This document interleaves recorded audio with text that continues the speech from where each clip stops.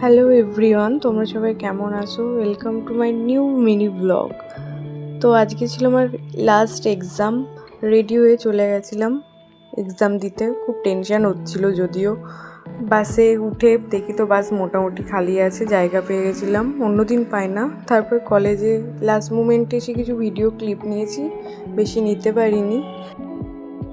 Exam শেষে আজকে বিপাশার একটু বার্থডে সেলিব্রেশন করা ছিল, যদিও জন্মদিন অনেক আগেই চলে গেছিলো। আমরা একটা রেস্টুরেন্টে গিয়েছিলাম, সেখানে গিয়ে ওর জন্মদিন সেলিব্রেশন করেছিলাম।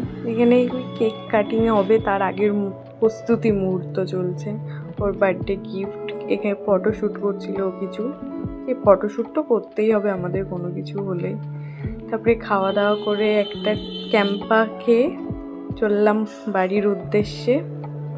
আবার দেখা হবে পরে। এখানেই ভিডিও শেষ, বাড়ি চলে এসে টাটা।